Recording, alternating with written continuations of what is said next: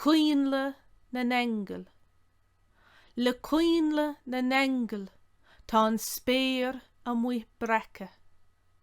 Tá fiacail an tseaca sa ghaoth ón gcnoc. Adaigh an tine is téigh na leapa.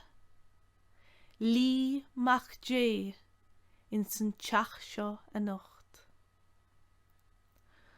Fág an doras leathadh na coinne. An Mhaighdean a thiocfaidh sa ní a hucht. Deonaigh do shuaimhneas a ligean a mhuire.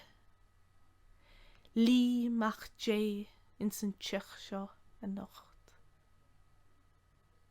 Bhí sailse lasa I deach sin na huachta.